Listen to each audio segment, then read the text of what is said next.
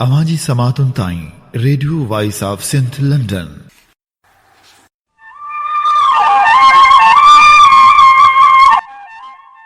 मंझां मुंहिंजे रूह जे वञे साजन विसरी त माण्हुनि जे दिलनि मां टुटी थियां टूह मर लॻे लूह थर बाबियो थी मरां। भलारे भिटधणी जे भलारे बैत सां मुंहिंजी आवाज़ मुसाफ़िर radio voice of Sindh London वसीले जंहिं माॻ पहुचे पियो उन्हनि मिड़नी महिरबाननि खे सिक भरियो सलाम शाल क़बूल पवे। अॼोके प्रोग्राम साण आऊं जो मेज़बान हबीब लगारी। अॼोके प्रोग्राम में असां वटि हिकिड़ो महिमान मौजूदु आहे जंहिंसां कंदासूं ॻाल्हियूं संस ज़िंदगी बाबति तोड़े संस फ़नी सफ़र बाबति। जी हा, रेडियो जो नामवर कंपेयर तोड़े शाइर बशीर उडेजो। बशीर उडेजो जो मुख़्तसर तारुफ़ कराईंदो हलां त टंडे बागे सां तालुक़ु रखंदड़ Bashir radio Pakistan Hyderabad, radio station मिठी तोड़े FM जे मुख़्तलिफ़ चैनलनि ते कमु करे चुको आहे। संस सुञाणप शाइर वारी बि आहे। हूअ ख़ूबसूरत शाइर आहे। संस शाइरी केतिरनि ई फ़नकारनि ॻाई आहे। बशीर उडेजे सां ॻाल्हि ॿोल तरफ़ वधण खां अॻु में संदसि आवाज़ में कुझु शाइरी अव्हांखे ॿुधाईंदो हलां। हिकु शख़्स सुहाने शाम पहर खिलंदो बि रहियो रुअंदो बि रहियो, कंहिं यादि खे सारे गाम ऐं घर खिलंदो बि रहियो रुअंदो बि रहियो। कंहिं टहक ॾिना, कंहिं चहक ॾिना, कंहिं मुर्कुन जी या मोट ॾिनी, ही वाह जो मिलियो सिक जो समर खिलंदो बि रहियो रुअंदो बि रहियो। शायदि आहे क़दर हिते कूड़ सदो सच खेत सुञाणे केरु नथो। किन गुल हथनि में किन त पथर खिलंदो बि रहियो रुअंदो बि रहियो। हिन दिलि में कई ॿिया दर्द हुआ पर बाद सबा मरहम हो बणियो। सा हीर घुली हिकु पलको पहर खिलंदो बि रहियो रुअंदो बि रहियो। छा न कयो दर्शन कारण अधूरी दिलि में रही। लुड़कनि त कयासीं राब पधर खिलंदो बि रहियो रुअंदो बि रहियो। मुद्दत खां मिली आथत जंहिंखे सम्झो त अञा हम दर्द को आहे। बेदर्द सुञातो कोन क़दर खिलंदो बि रहियो रुअंदो बि रहियो। लालच ऐं हवस जी दुनिया में मोतिन जहिड़ा महबूब मिलिया। जो कोन झुकियो सो शख़्स अमर खिलंदो बि रहियो रुअंदो बि रहियो। हिकु शख़्स सुहाने शाम पहर खिलंदो बि रहियो रुअंदो बि रहियो। कंहिं यादि खे सारे गाम ऐं घर खिलंदो बि रहियो रुअंदो बि रहियो। ऐं हाणे वधूं था बशीर उडेजे सां ॻाल्हि ॿोल तरफ़।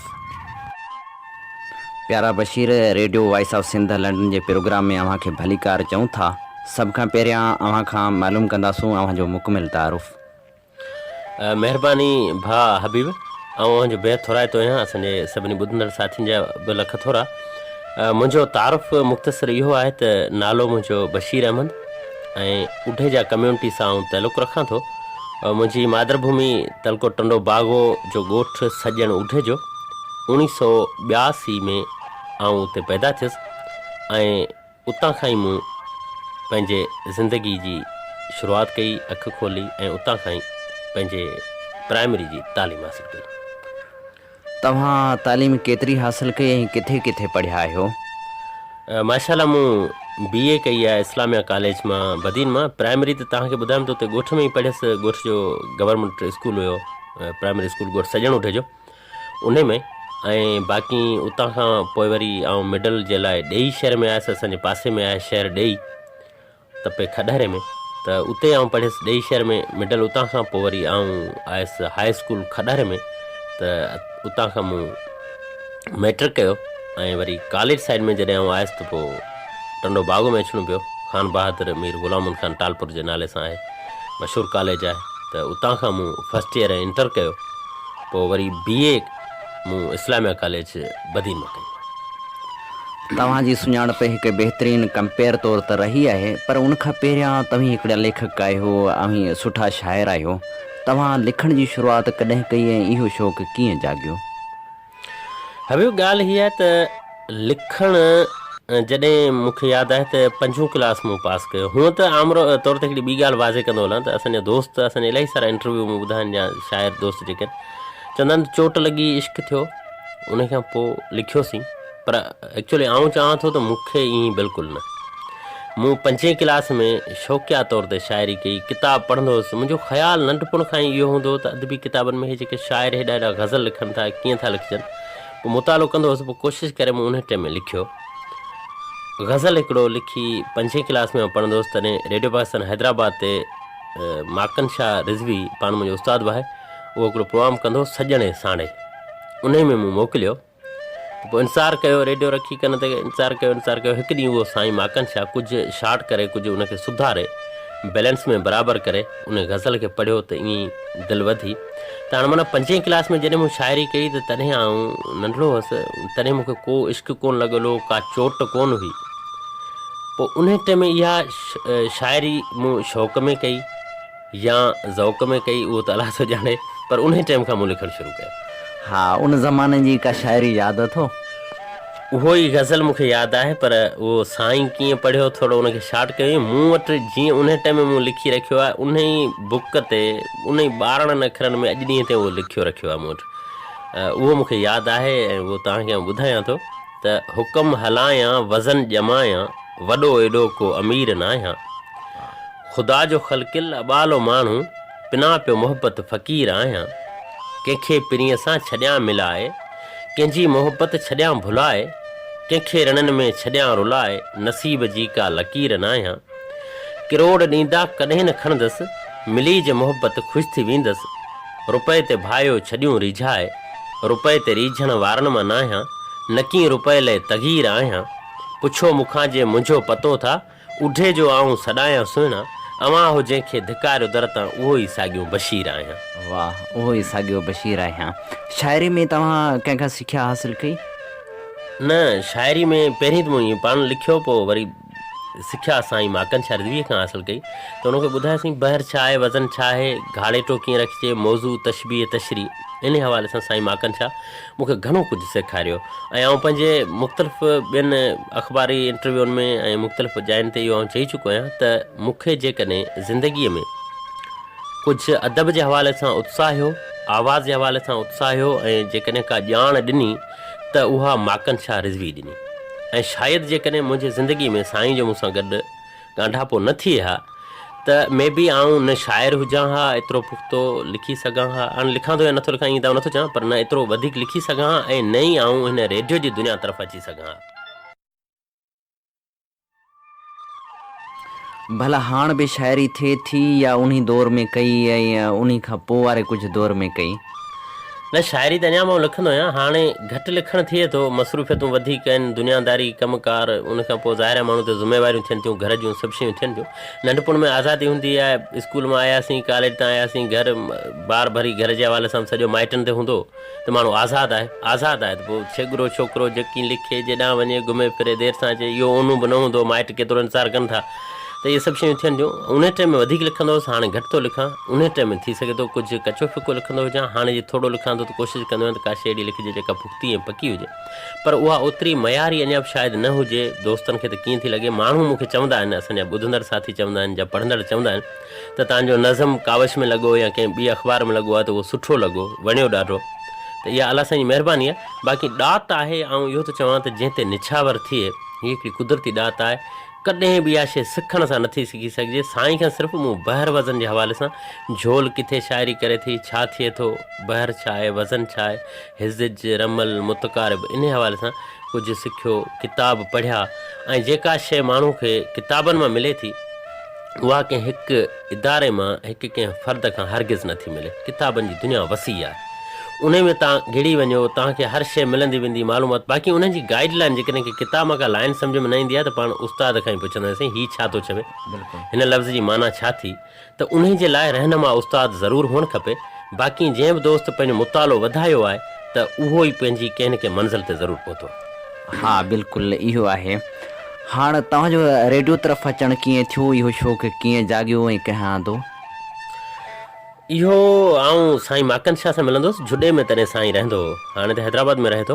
त साईं माकन शाह सां त हाणे इहो रेडियो जे हवाले सां जॾहिं मुंहिंजा ख़त वत पढ़िया त पोइ दिलि चयो त मिली अचूं, वियासीं, मिलियासीं।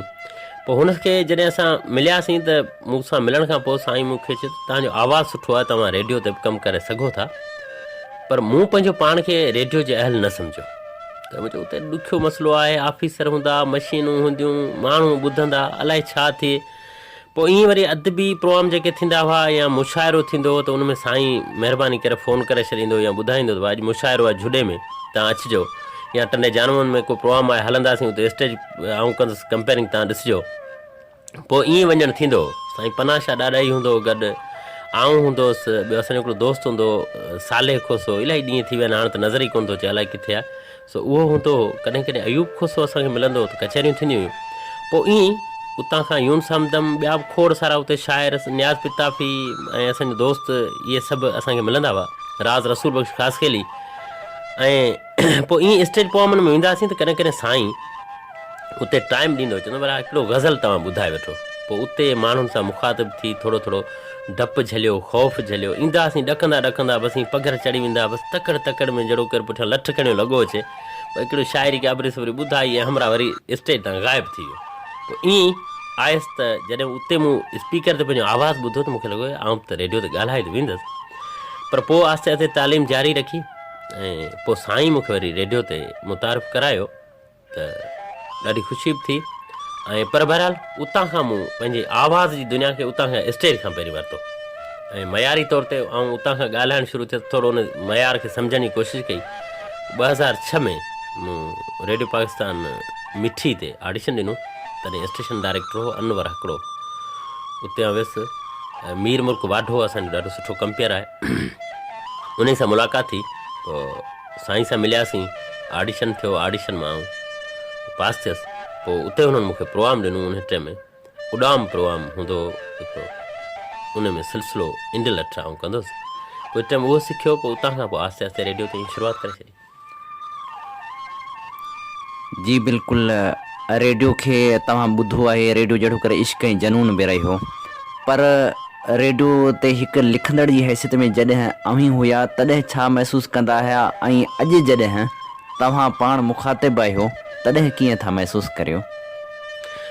असां जंहिं टाइम में लिखंदा हुआसीं उन टाइम में असांजे लिसनर जो जेको हल्को हो उहो अदबी प्रोग्रामनि में वधीक लिखंदो हो, फरमाइशी प्रोग्रामनि में बि करे करे असां ख़त लिखंदा हुआसीं पंहिंजे पसंदि जे गीतनि जे लाइ।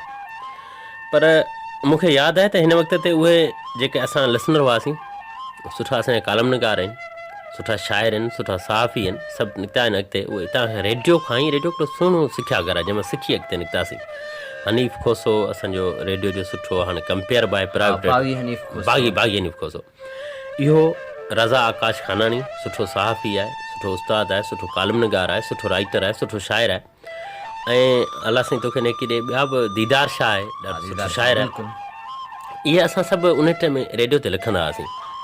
त असांखे हिकिड़ी शइ हूंदी हुई, असां मोकिलीसीं तहरीर, उहा जेकॾहिं कंहिं कंपेयर ताईं पहुती, उन मां 20 लाइनूं आहिनि, उन मां 3 पढ़ियूं ऐं ॿियूं सभु शार्ट करे छॾियूं, त असां कॾहिं माइंड न कंदा हुआसीं, ज़िद न कंदा हुआसीं, दरबार असांजी मुकमल 20 छो न पढ़ी या इहे शार्ट छो कई। असां इहो सोचींदा हुआसीं त असां इहे 3 लाइनूं चङियूं लिखियोसीं, बाक़ी त 17 इहे अजायूं हुयूं, न लिखणु खपंदियूं हुयूं। ऐं हाणे जो लिसनर जेको आहे उहो जेकॾहिं 15 लाइनूं लिखे थो, उन मां जेकॾहिं कंपेयर 13 पढ़े थो त उनजो मैसेज अची थो वञे त साईं तो वॾो ज़ुल्म करे छॾियो, मुंहिंजी सॼी लाइन कटे छॾी। पॉलिसी खे सम्झणु हर कंहिं माण्हू जे वस जी ॻाल्हि ई न आहे। लिसनर आहे, नालो नथो शामिलु थिए, घणा लिसनर त असांजा हाणे अची विया नाले ताईं।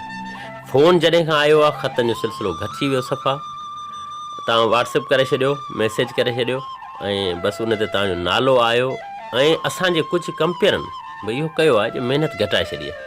बसि प्रोग्राम वारे ॾींहुं परियां खां आयासीं, भिटाई जो हिकिड़ो बैत चई, अस्सलाम वालेकुम चई, या कुझु 2 लाइनूं चई, अस्सलाम वालेकुम चई, पोइ रुॻो नाला नाला नाला नाला द एंड, प्रोग्राम ख़तमु थियो, हमरा हली वियो।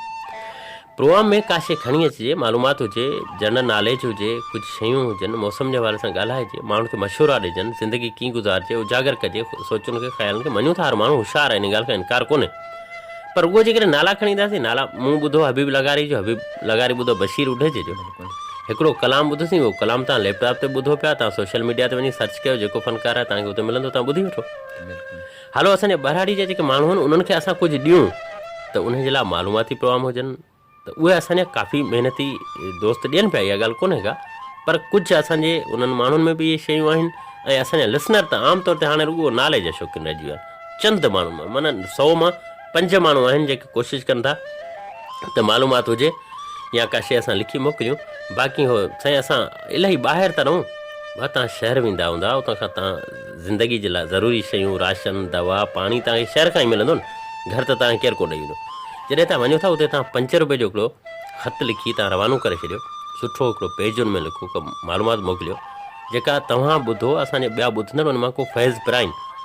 बाक़ी न साईं, असांखां शहर परे पोइ ज़ाहिर आहे तव्हांखे शहर परे आहे, तव्हां बैलेंस आहे, तव्हां फ़ोन आहे, तव्हां टावर आहे वेझो, तॾहिं तव्हांजो फ़ोन कमु करे थो।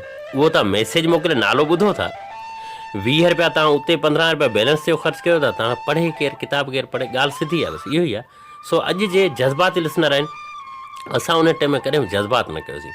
मूंखे यादगिरी आहे त अमीन अरबाब जे प्रोग्राम में असां यादूं मोकिलींदासीं, हनीफ़ खोसो, आऊं दीदार शाह, रज़ा आकाश खानानी। उहो नंबर सां कॾहिं कॾहिं यादि लॻंदी हुई, कॾहिं कॾहिं महीनो इंतज़ारु करिणो पवंदो, ऐं अगरि जेकॾहिं उन मां का यादि न बि हुन पढ़ी, ख़त न शामिलु थियो, त असां कॾहिं वरी अव्हांजो ख़त पहुतो में या कंहिं अहिड़े प्रोग्राम में हुनजी शिकायत न कईसीं, असांजी ख़त कोन पढ़ी। असां वरी बि हुन ते अलाए महिनत करे वरी का सुठी शइ मोकिले छॾी। त असां ॿुधंदड़नि खे बि इहो चवंदासीं त तव्हां महिनत कयो, महिनत कंदव तव्हां पाण ई मयारी बणिजी वेंदो, नाले जी हद ताईं रहिजी वेंदो, त बसि इहो ई हूंदो। ईंदो को दोस्त, पढ़ियो तव्हांजो नालो, तव्हां ॿुधो, ख़ुशि थिया, बसि ॻाल्हि ख़तमु। चवंदा आहिनि त रेडियो या टीवी जेके आहिनि उहे ॿोलियुनि जा मोर्चा हूंदा आहिनि। छा हाणे रेडियो ॿोली जे मोर्चे तौरु किरदारु अदा करे पियो? हा, किरदारु त बिल्कुलु रेडियो जो इलाही आहे ॿोली जे हवाले सां। न्यू जनरेशन में असांजा जेके दोस्त अचनि पिया उन्हनि खे उबूर घणो आहे इंग्लिश ते, ऐं ओॾां था वठी वञनि।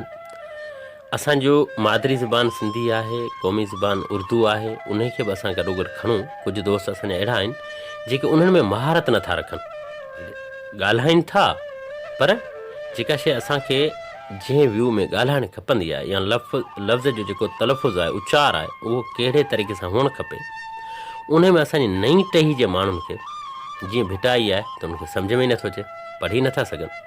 ऐं यकीननि जेकॾहिं असां भिटाई नथा पढ़ी सघूं, नथा सम्झी सघूं, त असां सिंधी जे वजूद खे महसूस ई नथा करे सघूं त आहे छा।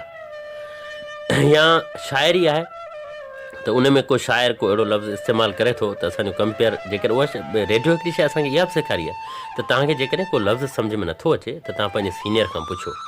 अगरि उहो सीनियर तव्हांखे उन टाइम ते नथो मालूम ॿुधाए सघे या नथो मिली सघे त तव्हां उहो लफ़्ज़ इस्तेमालु न कयो, जेसीं ताईं तव्हांखे उन ते गिरफ़्त हासिलु थिए, मालूम थिए त इहा आहे छा, किथे इस्तेमालु कजे, कहिड़ो लफ़्ज़ आहे।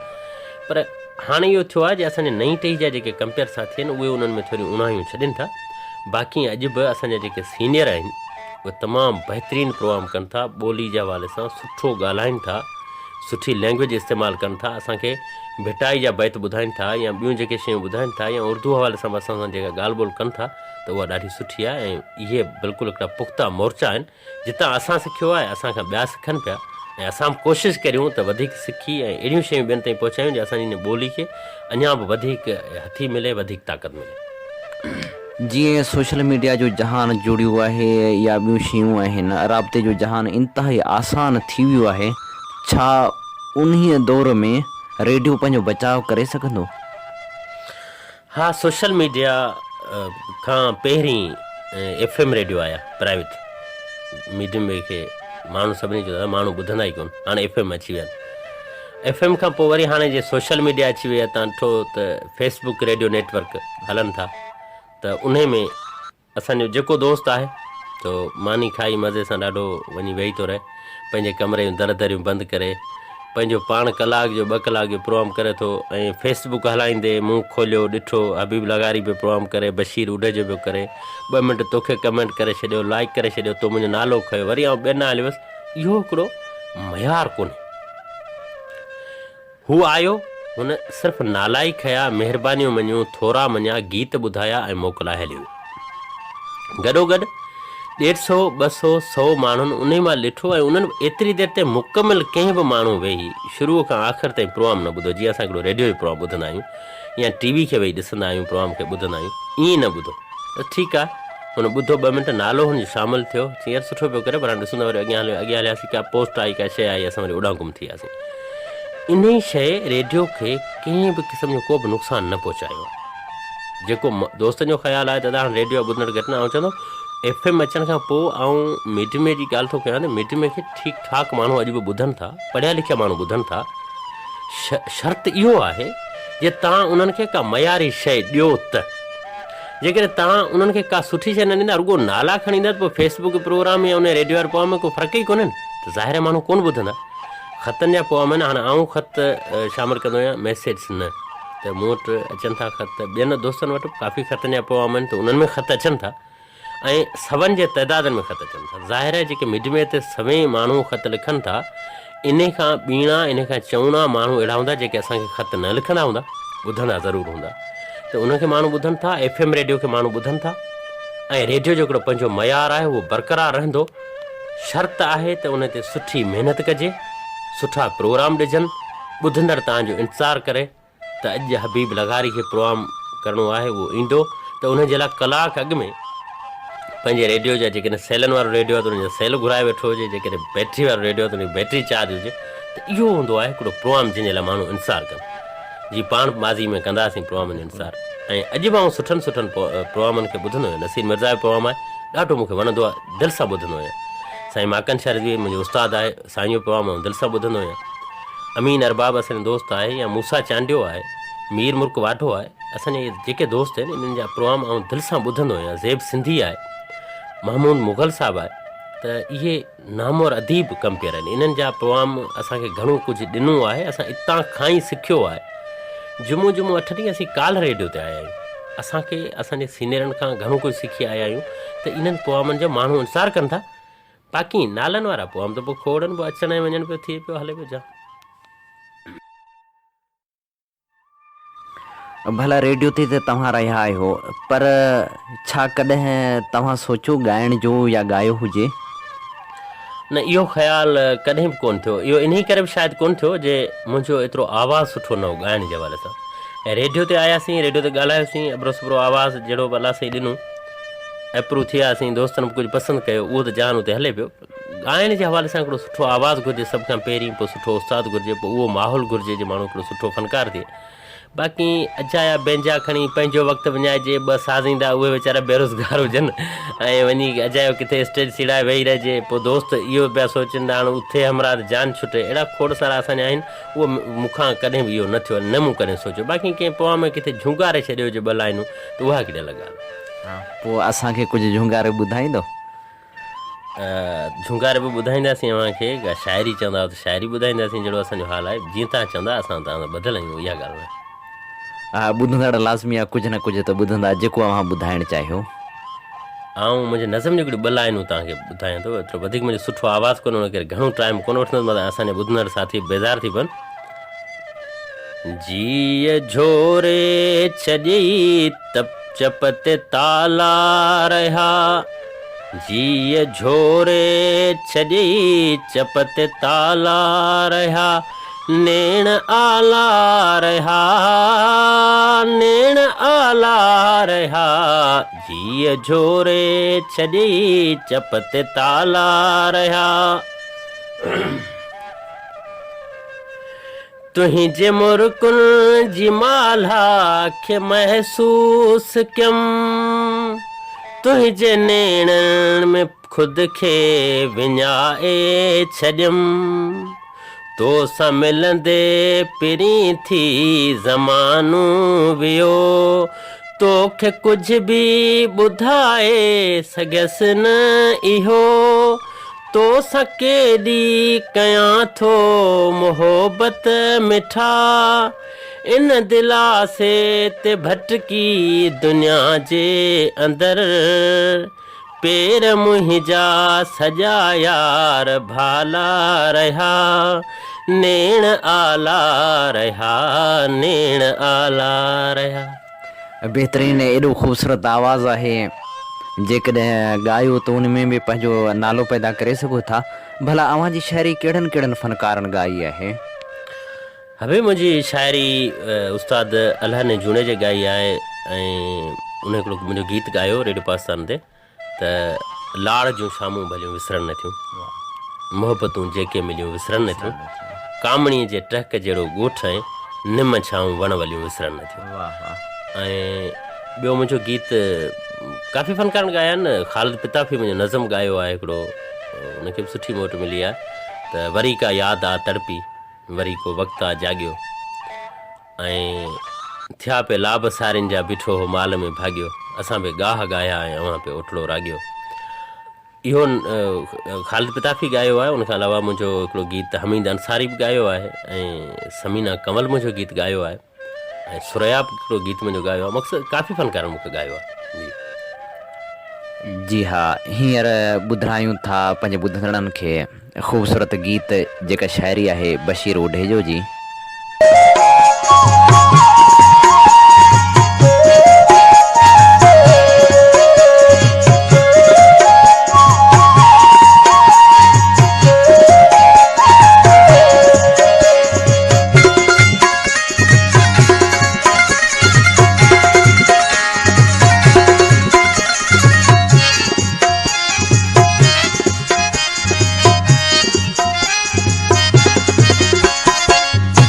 वरी का याद वा तड़पी, वरी को वक्त वा जाग्यो, वरी का याद वा तड़पी, वरी को वक्त वा जाग्यो।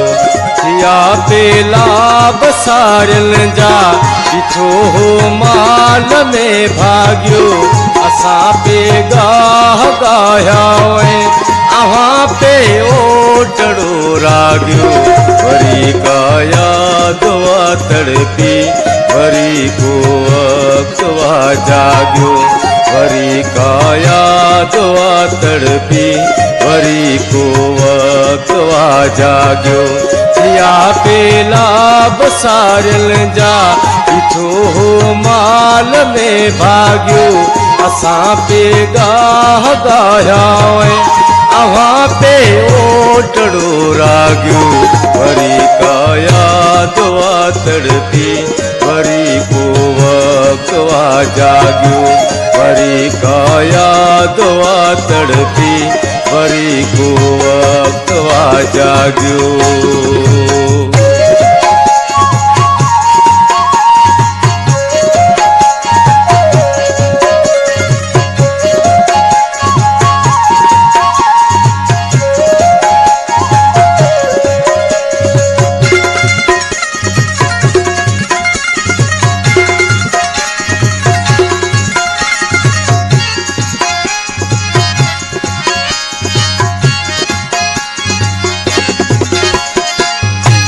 असांजे रूह जी पोती सटे तो सूर सांझीअ जो,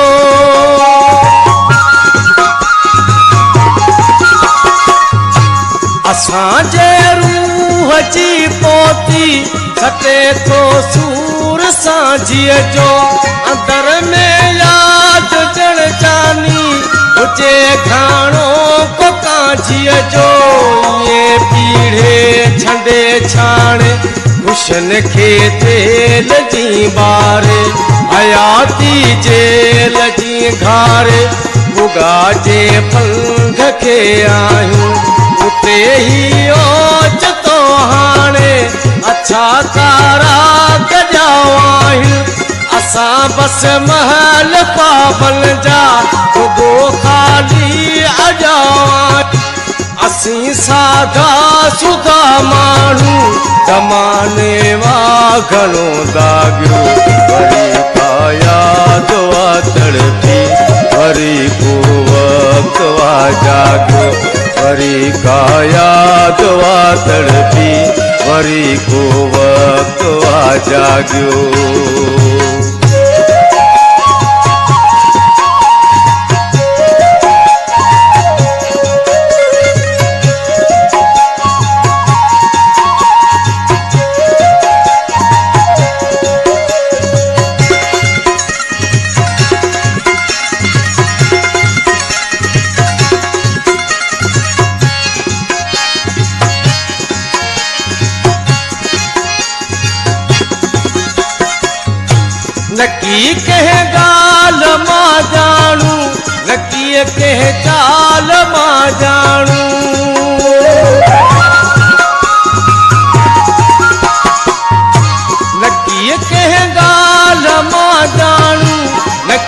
कंहिं चाल मां ॼाणू कॾहिं कंहिं वक़्त जे फेरे कॾहिं कंहिं वक़्त जे फेरे कॾहिं कंहिं सींधकारीअ में कॾहिं कंहिं यार यारीअ में रुगो लुटबा रहिया आहियूं पुराणीअ चोलड़ी वांगे हुकी ऐं धाबड़े विच में रुगो कुटबा रहिया आहियूं डहिया आहियूं ग़रीबनि जी झुगी वांगे हिकिड़ी जाइ रहिया आहियूं हयातीअ जो वॾो ई पंथ घणो कुझु वाव सां जाॻियो वरी काया दुआ तड़पी वरी को वक़्त वा जाॻियो वरी काया दुआ तड़पी वरी को वक़्त वा जाॻियो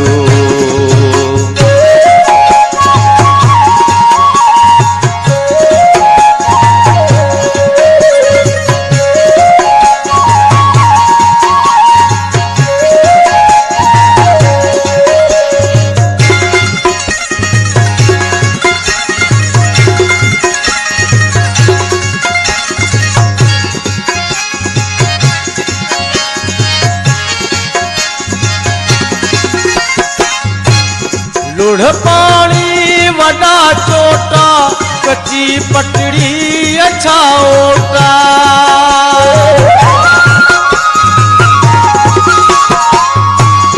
लुढ़ पानी वॾा चोटा कची पटड़ी अच्छा ओटा कॾहिं को चंद जो लियो कॾहिं को ओलड़ो अख जो विसारो छो भलावा तो ज़मानो यादि कर सागो विसारो छो भलावा तो ज़मानो यादि कर साॻियो असां बेगाह ॻाया अव्हां पे ओटड़ो राॻियो वरी गाया दुआ तड़पी वरी को वक़्त वा जाॻियो वरी गाया दुआ तड़पी वरी को वक़्त वा जाॻियो या बेलाभ सारियुनि जा पिछो माल में भाॻियो असां बेगाह ॻाया अव्हां पे ओटड़ो राॻियो वरी काया दुआ तड़पी वरी को वक़्त वा जाॻियो वरी काया दुआ तड़पी वरी को वक़्त वा जाॻियो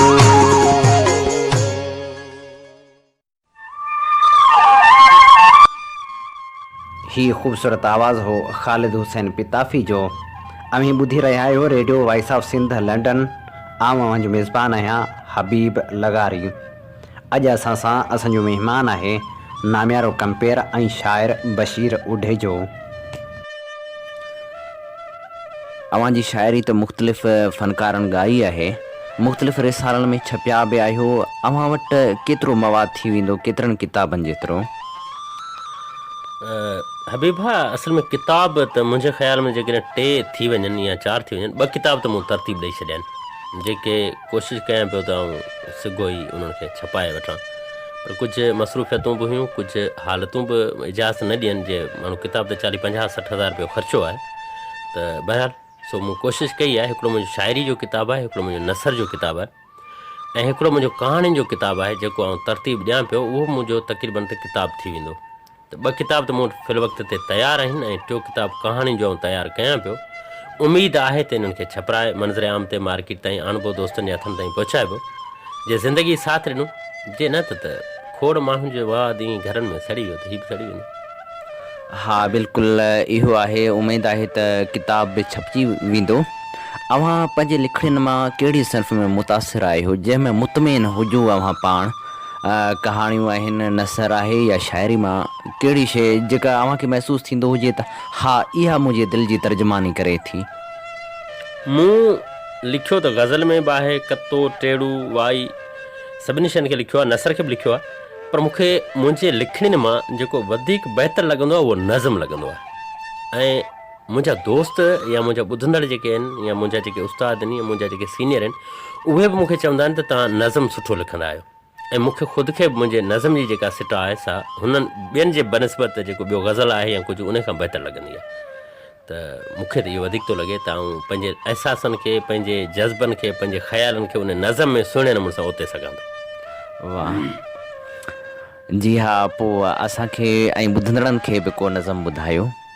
हा, मुंहिंजो हिकिड़ो नज़म आहे त सॼण तो आहे लिखियो मूं ॾे त तोखे मूं ॾिठो आहे मञा थो तो ॾिठो हूंदो। वाह, सॼण तो आहे लिखियो मूं ॾे त तोखे मूं ॾिठो आहे मञा थो तो ॾिठो हूंदो पर न ग़िफ़लत में ॾिठो हूंदई न धरतीअ सां गदारी में न कूड़नि जी कचारी में न गैरनि जी चौयारी में मगर जे किथ ॾिठो हूंदई मञा थो हिते ॾिठो हूंदई हूंदसि सरतियुनि जे जोड़े में मलाहनि जे के होड़े में या कीझर ऐं मनोड़े में अखियूं बखिजी वियूं हूंदियूं कयूं मूं के कीहूं हूंदियूं मुंहिंजे महबूब जोबन खे हुसन कंहिंजे कुठो हूंदो मञा थो तो ॾिठो हूंदो मञा थो तो ॾिठो हूंदो कंहिंजे हंज जे हिंदोरे में या मागी ॼाम शोरे में मिठी चांडाण खे चुमंदे पछाड़ी राति जो घुमंदे मिलियो को राह में हूंदो अॻे सो साह में हूंदो सुंदरता राति इन्ही में वंडींदे प्यार हिक ॿिए सां कंदे वहिंवार हिक ॿिए सां फजर जो बाख खां अॻी संभारे यादि माज़ी खे मिली विछड़ी वञण वारी अजाई ॻाल्हि तां ज़िदजी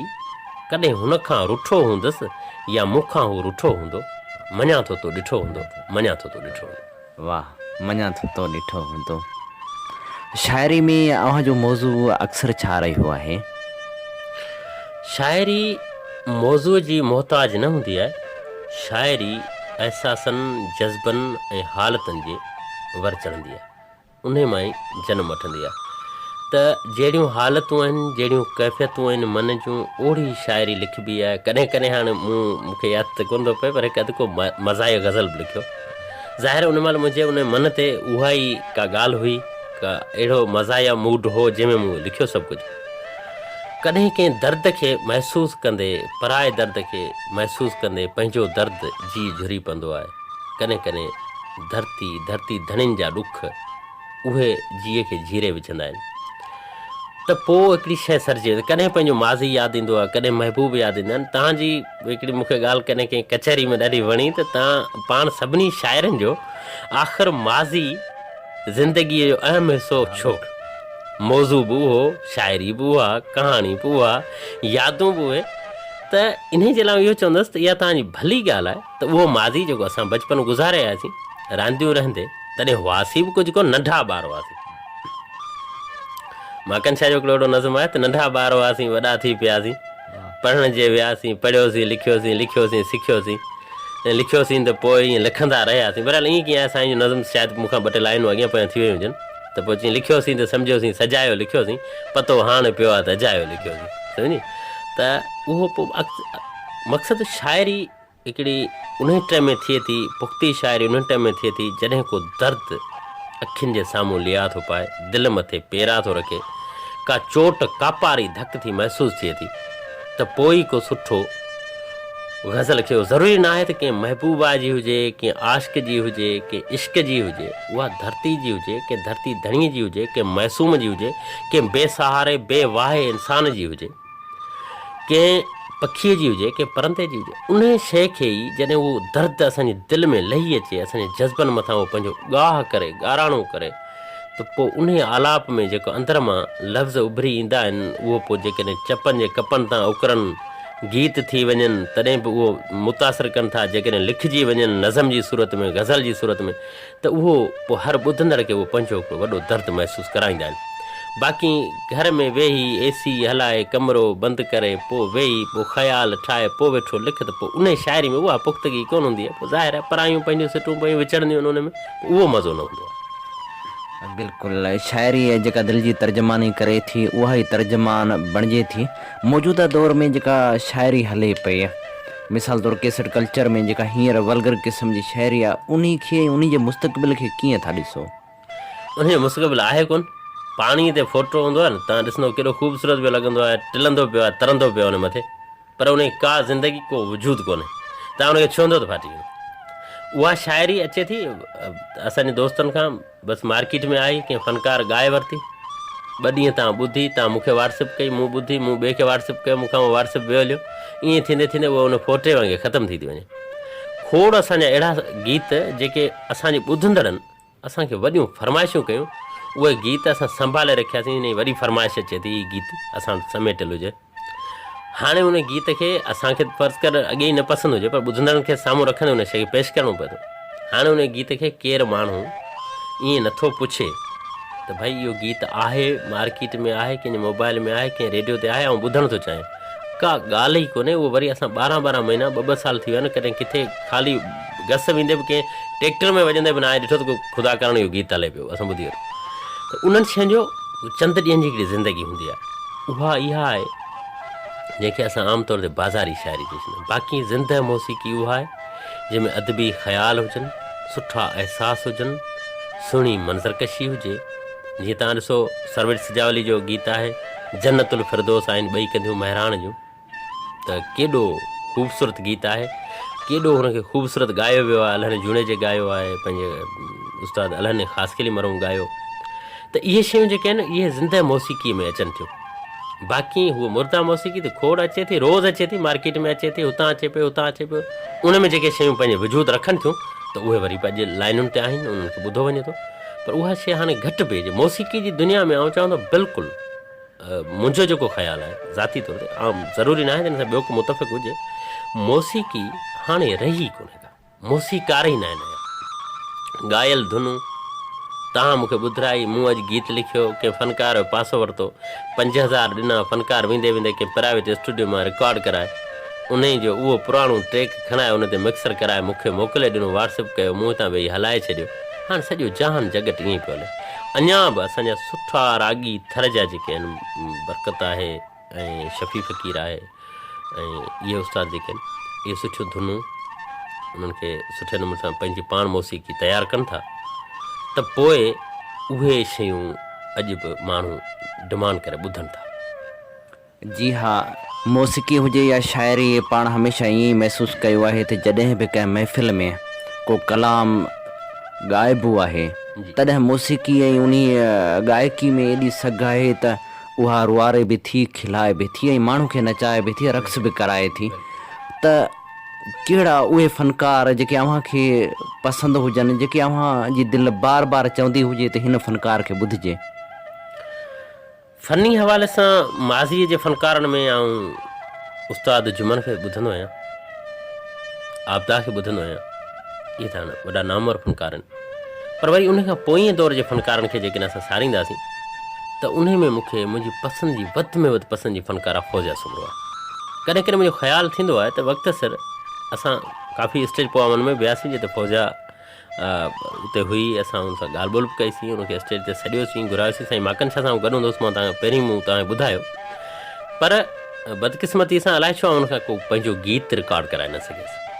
हाणे ख़्यालु ईंदो आहे कॾहिं कॾहिं काश उन टाइम में जेकॾहिं असां चई वठूं आहे तॾहिं थी वञे हा, पर इहो न कराए सघियसि गीत रिकॉर्ड। त मूंखे फ़ौजिया हिन नई टही जे फ़नकारनि में, हाणे त उमिरि मां गुज़ारे वई आहे, असां जन्नत में जाइ 15-17 साल उन ॻाल्हि खे बि थी विया, पर उते जेको कुझु हुनजी आवाज़ जो हिकिड़ो पंहिंजो दर्दु हो ऐं उहा हिकिड़ी क़ल्बी फ़नकारा हुई, तमामु सुठी।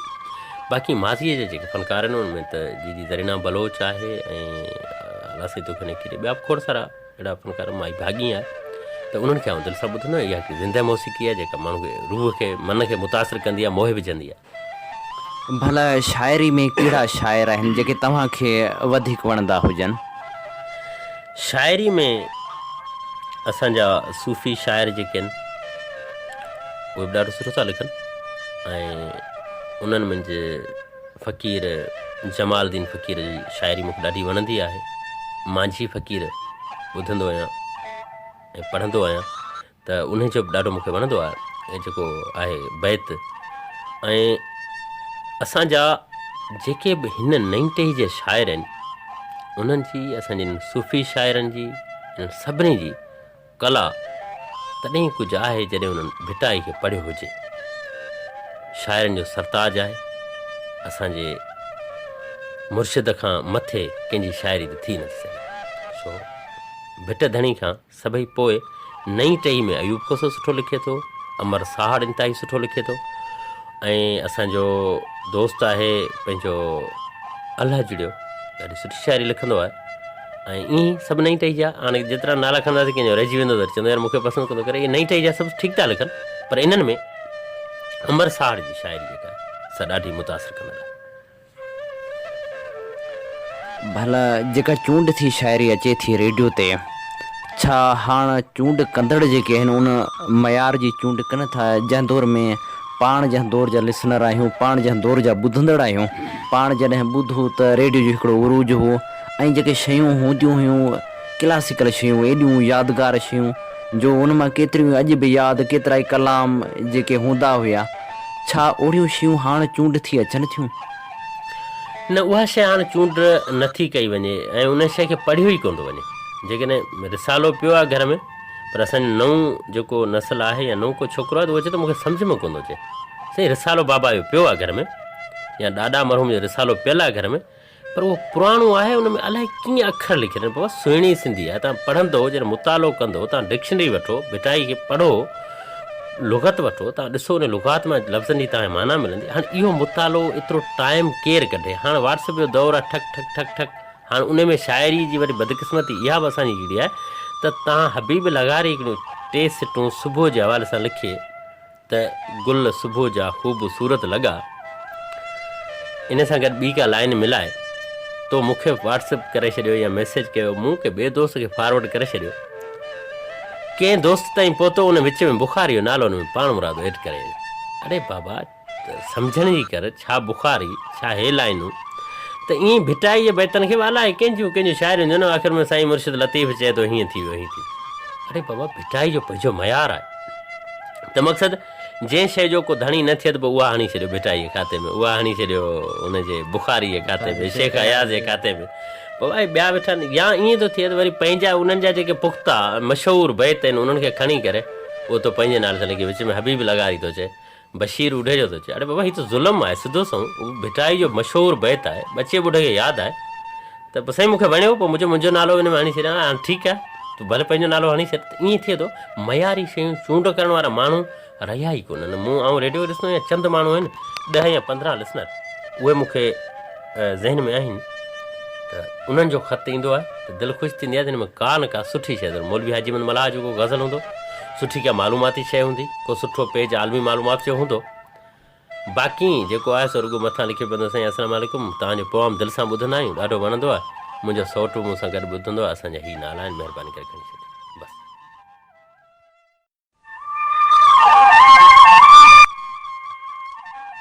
जेके दोस्त रेडियो ते अचणु चाहिनि था कंपेयरिंग जे जहान में, उन्हनि खे छा करणु घुरिजे? सभ खां पहिरीं त कंपेयर थियण जे लाइ हुननि जो जेकॾहिं तसवर कंहिं साथीअ जो इहो आहे त आउं रेडियो ते प्रोग्राम कयां, त उन जे लाइ सभ खां पहिरीं इहो त तालीम सुठी हुजे, रोज़गार उनजो पंहिंजो अलॻि सां हुजे, पोइ छा कारोबार आहे, को जॉब आहे, पहिरीं इन तरफ़ तवजह ॾे, जॾहिं इहे ॿई शयूं मुकमल आहिनि, तालीम बि सुठी आहे, रोज़गार बि आहे, पोइ हू कोशिशि करे, पर उन जे लाइ आवाज़ फस्ट आहे त लाज़मी हुजे, हुन ब्रॉडकास्टिंग जे हवाले सां आवाज़ हुजे, ऐं गॾोगॾु हुनजो मुतालो, हुनजी ॼाण, हुनजी पॉलिसियुनि जे हवाले सां पुख़्तो ऐं पको थी पोइ रेडियो ते अचे, त उहो रेडियो जे कामयाबु कंपेयरनि में शुमारु थींदो ऐं हुनखे का परेशानी कोन ईंदी। न त खोड़ सारा अहिड़ा सुठे आवाज़ वारा असांजा दोस्त, सुठा माण्हू, उहे आया, हुननि रेडियो खे रोज़गार सम्झो त उहो नाकाम थी विया, छो त रेडियो मां कंहिं बि क़िस्म जी का बि एतिरी आमदनी कोन आहे सवाइ कंहिं officer J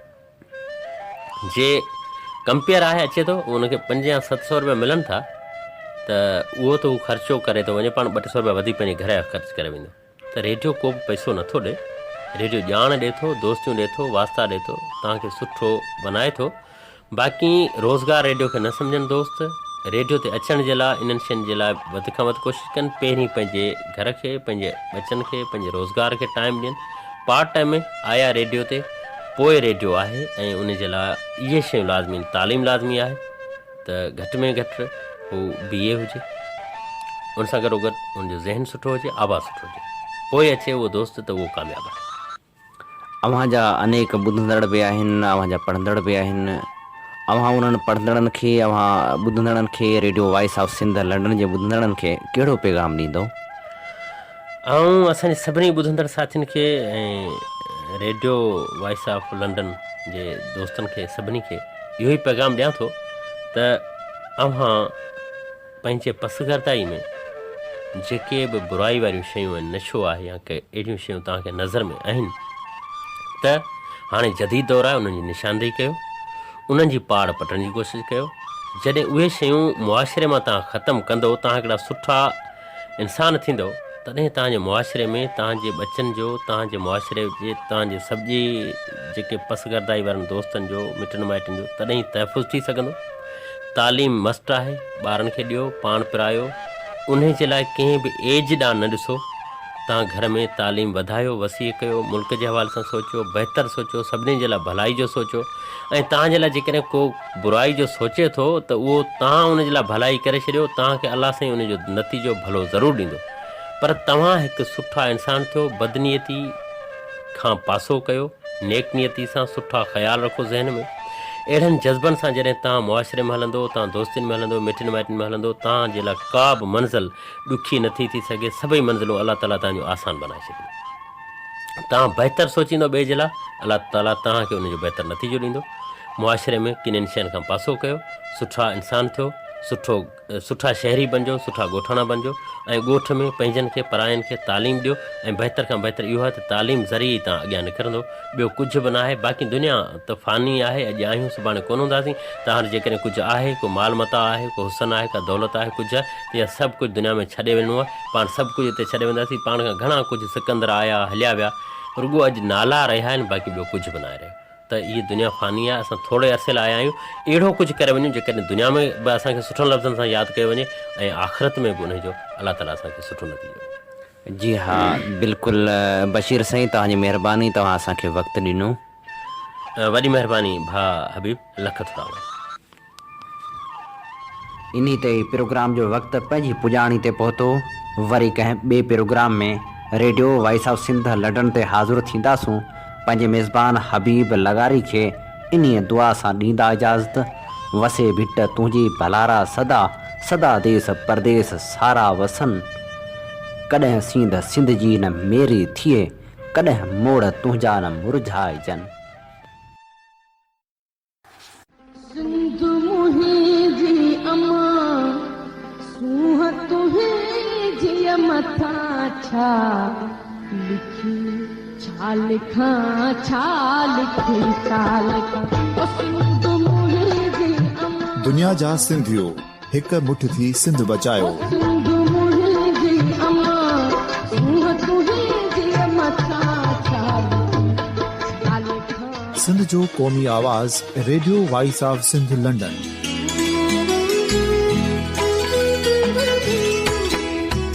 radio voice of Sindh London पंहिंजी नशरियात में सिंध जी सियासत, समाज, इक़्तिसादियात, तारीख़, क़ौमी उमंगुनि ऐं इख़्लाक़ियात मुतलिक़ सिंध जी हक़ीक़ी तर्जुमानी कंदे प्रोग्रामनि खे असराइतो बणाइण लाइ सिंध जे घण घुरनि ऐं धरतीअ सां प्यार कंदड़ अदीबनि, दानिश्वरनि, सहाफ़ियुनि, उस्तादनि, वकीलनि ऐं हर तबिके जे मान वारनि सजणनि खे सिंध में शऊरी इनकलाब लाइ सहकार जो सॾु ॾियूं था।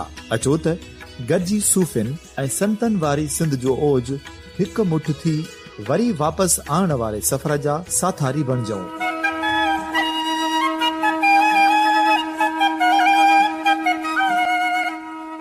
हिकु नए सुबुह जी शुरूआत जो पड़ाॾो घर घर, ॻोठ ॻोठ ऐं शहर शहर ताईं पहुचायो। शाल सिंध आबाद ऐं ख़ुशहाल थिए, सिंधी माण्हू सुखियो ऐं सताबो थिए।